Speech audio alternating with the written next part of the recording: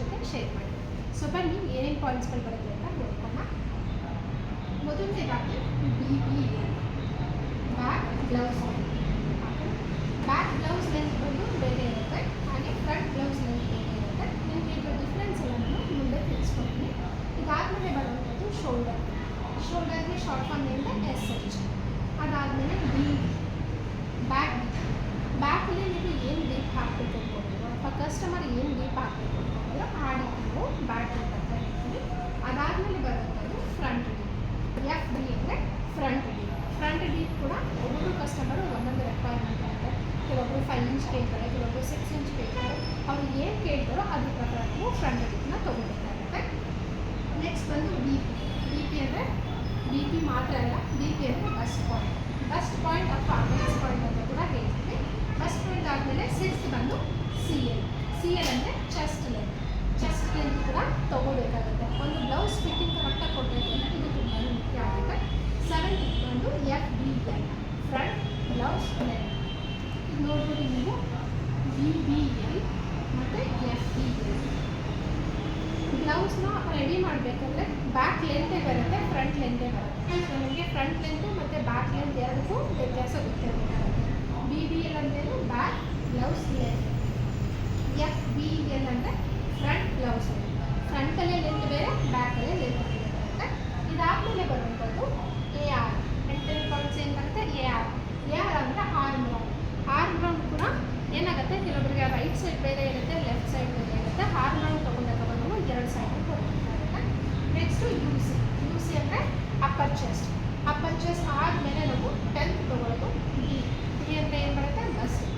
UC ಅಂದರೆ ಏನು, D ಅಂದರೆ ಏನು, W ಅಂತ SL SR ಇದೆಲ್ಲ ಶಾರ್ಟ್ ಫಾರ್ಮ್ಸ್ ನೀವು ಕಲ್ತ್ಕೊಂಡಿದ್ರೆ ಡ್ರಾಫ್ಟಿಂಗ್ನ ಈಸಿಯಾಗಿ ಮಾಡ್ಬೋದು ಮತ್ತು ಬ್ಲೌಸ್ ಸ್ಟಿಚಿಂಗ್ ಕೂಡ ನೀವು ಫಾಸ್ಟಾಗಿ ಮಾಡ್ಬೋದು.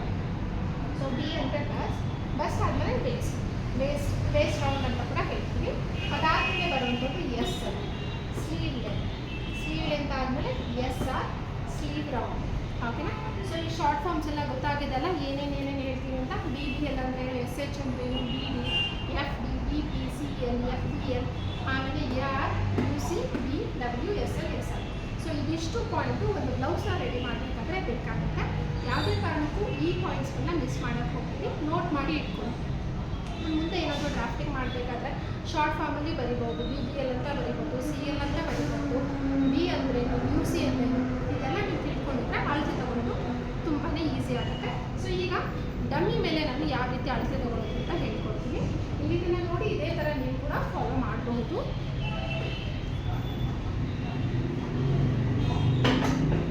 ಇಲ್ಲಿರುವಂಥ ಸ್ಟೆಪ್ ಬೈ ಸ್ಟೆಪ್ ಪ್ರಕಾರನೇ ನಾನು ನಿಮಗೆ ತೋರಿಸ್ತೀನಿ ಯಾವ್ಯಾವ ರೀತಿ ನೋಡ್ತೀನಿ ಅಂತ. ಸೊ ನಮಗೆ ಫಸ್ಟ್ ಪಾಯಿಂಟ್ ಏನಿದೆ, ಬ್ಯಾಕ್ ಬ್ಲೌಸ್ ಲೆಂತ್. ಒಬ್ಬ ಕಸ್ಟಮರ್ಗೆ ಬ್ಲೌಸ್ ಲೆಂತ್ ಎಷ್ಟು ಬೇಕಾಗುತ್ತೋ ಅದನ್ನು ನೋಡಿಕೊಂಡು ನಾವು ತೊಗೊಬೇಕಾಗುತ್ತೆ. ಬ್ಲೌಸ್ ಲೆಂತು ಕೆಲವರು ಮೇಲೆ ಕೇಳ್ತಾರೆ, ಕೆಲವರು ಕೆಳಗಡೆ ಕೇಳ್ತಾರೆ, ಎಲ್ಲಿ ಬೇಕಾಗುತ್ತೋ ಅಲ್ಲಿ ತೊಗೋಬೇಕಾಗುತ್ತೆ. ಬ್ಲೌಸ್ ಲೆಂತ್ ತೊಗೋಬೇಕಾದ್ರೆ ನಮ್ಮ ಇದು ಶೋಲ್ಡರ್ ಏನಿರುತ್ತೋ ಎರಡಕ್ಕೂ ಮಧ್ಯ ಭಾಗ, ಈ ಶೋಲ್ಡರ್ ಇರುತ್ತೆ, ಇದು ಮಧ್ಯ ಭಾಗದಿಂದ ನಾವು ಬ್ಲೌಸ್ ಲೆಂತ್ನ ತೊಗೊಳ್ತೀವಿ. ಓಕೆ? ಸೊ ಬ್ಲೌಸ್ ಲೆಂತ್ ಇದರಲ್ಲಿ 14.5 ಇದೆ. ನಿಮಗೆ 13 ಬೇಕಾ ಅಥವಾ 15 ಬೇಕಾ, ಎಷ್ಟು ಬೇಕಾಗುತ್ತೋ ಬ್ಲೌಸ್ ಲೆಂತ್ನ ತೊಗೊಳ್ಬೋದು. ಬ್ಲೌಸ್ ಲೆಂತ್ ತೊಗೊಳ್ತಾ ಇದ್ದರೆ ನೀವು ಈ ಬ್ಯಾಕ್ ಡೀಪ್ನ ಕೂಡ ಹಾಗೆ ಅಳತೆ ತೊಗೊಳ್ಬೋದು.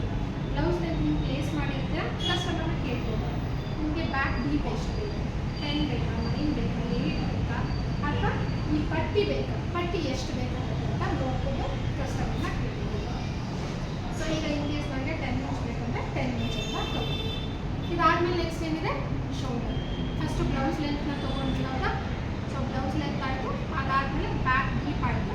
ಬ್ಯಾಕ್ ಡೀಪ್ ಆದಮೇಲೆ ನಾವು ನೆಕ್ಸ್ಟ್ ಏನು ಮಾಡಬೇಕು, ಶೋಲ್ಡರ್ ತೊಗೊಳ್ಳೋದು ತುಂಬಾ ಮುಖ್ಯ ಆಗುತ್ತೆ. ಶೋಲ್ಡರು ಏನಾಗುತ್ತೆ ಅಂದರೆ ಹಿಂದೆಯಿಂದ ಯಾವುದು ತೊಗೊಳ್ಳೋದು. ಶೋಲ್ಡರ್ ತೊಗೋಬೇಕಂದ್ರೆ ಕಸ್ಟಮರ್ ನಮಗೆ ಫೇಸ್ ಟು ಫೇಸ್ ನಿಂತಿರ್ಬೇಕಾಗುತ್ತೆ. ಫೇಸ್ ಟು ಫೇಸ್ ನಿಂತು ಆದಮೇಲೆ ಕರೆಕ್ಟಾಗಿ ನೋಡಿ ಇದಕ್ಕಿಂತ ನಾನು ನನ್ನ ಮೇಲೆ ಶೋಲ್ಡರ್ ಯಾವ ರೀತಿ ತೊಗೊಳ್ಳೋದು ಅಂತ ತೋರಿಸ್ತೀನಿ. ನೋಡಿ ಪ್ಲೇಟು ಕರೆಕ್ಟಾಗಿ ಪ್ಲೇಸ್ ಆಗಿರುತ್ತೆ, ತುಂಬ ಮೇಲಿಲ್ಲ ತುಂಬ ಕೆಳಗಡೆ ಇಲ್ಲ. ಈಗ ಬಿಟ್ಟು ಏನು ಮಾಡ್ತೀವಿ, ನಮ್ಮ ಈ ತೋಳು ನಮ್ಮ ದೇಹಕ್ಕೆ ಎಲ್ಲಿ ಜಾಯ್ನ್ ಆಗಿರುತ್ತೋ ಅಲ್ಲಿವರೆಗೂ ನಾವು ಹೀಗೆ ಟೇಪ್ ಇಟ್ಟು ನೋಡಿ ಈ ಕೈ ಹೀಗಿಟ್ಟು ಟೇಪಲ್ಲಿ ನನ್ನ ಬ್ಲೌಸ್ ಲೆಂತ್ ಅಂದರೆ ಶೋಲ್ಡರ್ ಲೆಂತ್ ಎಷ್ಟು ಬೇಕೋ ಈ ರೀತಿ ಅದೇ ಥರ ಈ ಕಡೆನೂ ಕೂಡ. ಓಕೆ, ಸೊ ಈ ರೀತಿ ಶೋಲ್ಡರ್ನ ನಾವು ಕರೆಕ್ಟಾಗಿ ತೊಗೊಂಡ್ರೆ ಬ್ಲೌಸಲ್ಲಿ ಶೋಲ್ಡರ್ ಫಾಲ್ ಆಗೋದು ಅಥವಾ ಶೋಲ್ಡರ್ ಟೈಟ್ ಆಗೋದು ಅದೆಲ್ಲ ಆಗಲ್ಲ. ಸೊ ಇದರಲ್ಲೂ ಅದೇ ಥರ ಈ ರೀತಿ ನಮ್ಮ ಇಲ್ಲಿಂದ ಇರಬೇಕು ಶೋಲ್ಡರ್ ಎಷ್ಟಿದೆ ಅಂತ ತೊಗೊಳ್ಳೋಣ.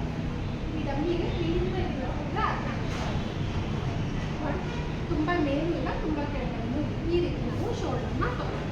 ಓಕೆನಾ, ಶೋಲ್ಡರ್ ಆದಮೇಲೆ ಬ್ಯಾಕ್ ಡೀಪ್ ಆಯಿತು, ಫ್ರಂಟ್ ಡೀಪ್. ಈಗ ಫ್ರಂಟ್ ಡೀಪ್ ಕೂಡ ಕಸ್ಟಮರ್ಗೆ ಎಷ್ಟು ಬೇಕು ಡೀಪ್ ಯಾವಾಗಲೂ ಹೀಗೆ ಸ್ಲ್ಯಾಂಟ್ ಆಗಿ ತೊಗೊಳ್ಳೇಬಾರ್ದು, ಸ್ಟ್ರೈಟ್ ಆಗಿ ನೀವು ಬ್ಲೌಸ್ ಡೀಪನ್ನ ತೊಗೊಳ್ಬೇಕು. ಫ್ರಂಟ್ ನೋಡಿ ಈಗ ಟೇಪ್ನ ನೇರವಾಗಿಟ್ಟಿದ್ದೀನ.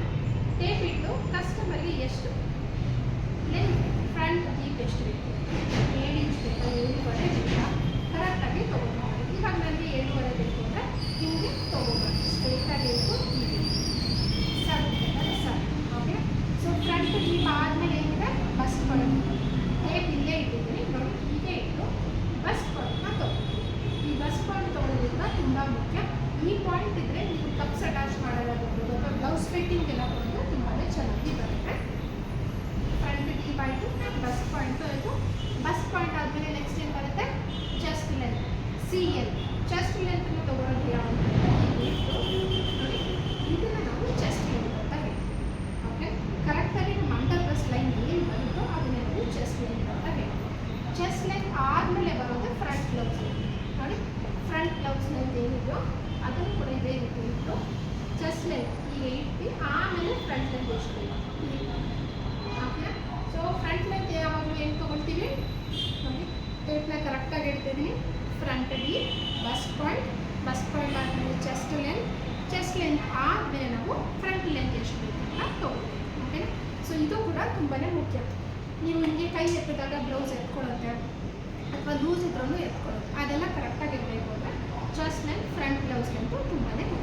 ಓಕೆ, ಸೊ ಇದಾದಮೇಲೆ ನೆಕ್ಸ್ಟ್ ನಮ್ಗೆ ಏನಿದೆ, ಇದೆಲ್ಲ ಮುಗ್ದಾದ್ಮೇಲೆ ಆರ್ಮ್ ರೌಂಡ್ ಬಂದು ನಾವು ಈ ಕಂಕಲ್ ಸುತ್ತಳತೆನ ಆರ್ಮ್ ರೌಂಡ್ ಅಂತ ಹೇಳ್ತೀವಿ. ನೋಡಿ ಟೇಪ್ನ ಹೀಗೆ ಇಟ್ಟಿದ್ದೀನಿ. ಸೆಲ್ಫ್ ಮೆಷರ್ಮೆಂಟ್ ತೊಗೊಳ್ಳೋದು ನಿಮಗೆ ಗೊತ್ತಿರಬೇಕು. ಟೇಪ್ ಕರೆಕ್ಟಾಗಿರಬೇಕು, ನೀವು ಕೈ ಎತ್ತಿ ಇಳಿಸಿದಾಗ ಕಂಫರ್ಟಬಲ್ ಆಗಿರುತ್ತೆ. ಓಕೆನಾ, ಸೊ ಹೀಗೆ ಇಟ್ಟು ಕರೆಕ್ಟಾಗಿ ನಿಮಗೆ ಎಲ್ಲಿ ಬರುತ್ತೆ. ಓಕೆನಾ, ನೋಡಿ ಒಂದು ಫಿಂಗರ್ ಇಟ್ಟಿದ್ದೀನಿ ನಾನು, ಕೈ ಎತ್ತಿ ಇಳಿಸ್ಕೊಂಡು ಆರಾಮಾಗಿ ಕೆಳಗಡೆ ಕೂತ್ಕೊಂಡು ಈ ರೀತಿ ಕೂತು ಅದ್ರ ಜೊತೆಗೆ ಇಷ್ಟು ಗ್ಯಾಪ್ ಇರುತ್ತೆ. ಈ ರೀತಿ ನೀವು ಕಂಕಲು ಸುತ್ತಳತೆ ತೊಗೊಂಡ್ರೆ ತುಂಬಾ ಫಿಟ್ಟಿಂಗು ಚೆನ್ನಾಗಿ ಬರುತ್ತೆ. ಲೆಫ್ಟು ರೈಟ್ ಎರಡೂ ತೊಗೊಳ್ಳೇಬರುತ್ತೆ. ಈ ಕಡೆ ಬಿಟ್ಕೊಂಡ್ರೆ ಈ ಕಡೆ ನೀವು ತೊಗೊಳ್ತೀವಿ.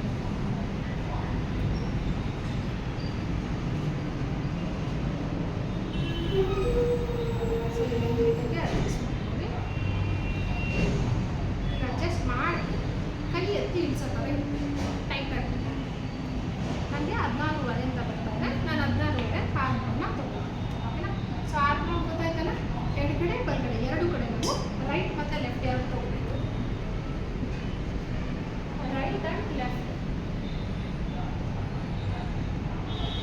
ಲೆಫ್ಟ್ ಆದ್ಮೇಲೆ ಹಳ್ಳೆ ನಾವು ತೊಗೊಳ್ಬೇಕು. ಇದಾದಮೇಲೆ ಬರುವಂಥದ್ದು ಅಪ್ಪರ್ ಚೆಸ್ಟ್. ಓಕೆನಾ, ಸೊ ಯೂಸಿ ಅಂದರೆ ಏನು, ಅಪ್ಪರ್ ಚೆಸ್ಟ್. ಅಪ್ಪರ್ ಚೆಸ್ಟಲ್ಲಿ ಯಾವ ರೀತಿ ತೊಗೊಳ್ತೀವಿ, ಈ ಡಬ್ಬಿನ ಹೀಗೆ ಇಟ್ಟು ಈ ರೀತಿ ಅಪ್ಪರ್ ಚೆಸ್ಟ್ ತೊಗೋಬೇಕಾದ್ರೆ ಇದನ್ನು ಕಲಿಸಿ ನೋಡಿ, ಇದು ಹೀಗೆ ಮೇಲೆ ಕರೆಕ್ಟಾಗಿ ನಮ್ಮ ಕಂಕ್ಲಿಂದ ಮೇಲಕ್ಕೆ ಇರಬೇಕು, ತುಂಬ ಕೆಳಗಡೆ ಇರೋಬಾರ್ದು. ಓಕೆನಾ, ಸೊ ಕರೆಕ್ಟಾಗಿ ಇದು ಮೇಲಿದೆ ಅಂತ ನೋಡಿ ಹಾಗೆ ಇಟ್ಟು ಹೀಗೆ ನಾವು ಅಪ್ಪರ್ ಚೆಸ್ಟ್ನ ತೊಗೊಳ್ತೀವಿ. ಆಯಿತಾ, ಅಪ್ಪರ್ ಚೆಸ್ಟ್ ಯಾವ ಥರ ತೊಗೊಳ್ತೀವಿ, ಈಗ ಡಮ್ಮಿನ ತೊಗೊಳ್ಳಿ, ಅದೇ ನಾನು ತೊಗೋಬೇಕಾದ್ರೆ ಯಾವ ಥರ ತೊಗೊಳ್ತೀವಿ, ಈ ಕರೆಕ್ಟಾಗಿ ಹೀಗೆ ಟೇಪ್ನ ಇಡಬೇಕು. ನೋಡಿ ಟೇಪ್ನ ಈ ರೀತಿ ಇಟ್ಟಾಗುತ್ತೆ. ಕರೆಕ್ಟಾಗಿ ಕೈ ಎತ್ತಿ ಇಡ್ಸೋದು ಕಂಫರ್ಟಬಲ್ ಆಗಿರಬೇಕು, ತುಂಬ ಟೈಟಾಗಿ ಇರಬೇಕು.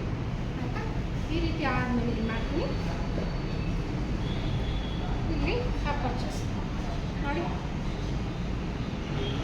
ಅಪ್ಪರ್ ಚೆಸ್ಟ್ ಈ ರೀತಿ ತೊಗೊಳ್ಳಿ. ಇದನ್ನು ನಾವು ಅಪ್ಪರ್ ಚೆಸ್ಟ್ ಕೈ ಎತ್ತೆಲ್ಲ ಇಳಿಸ್ಬೋದು, ಕಂಫರ್ಟಬಲ್ ಆಗಿದ್ರೆ ತುಂಬ ಟೈಟ್ ಆಗಿಲ್ಲ. ಇದು ಅಪ್ಪರ್ ಚೆಸ್ಟ್. ಅಪ್ಪರ್ ಚೆಸ್ಟ್ ಆದಮೇಲೆ ಏನು ಬರುತ್ತೆ, ಬಸ್ಟ್ ಬಂದು ಈ ಟೇಪ್ ಹೇಗೆ ಮೇಲೆ ಲೈಟಾಗಿ ಒಂದು ಸ್ವಲ್ಪ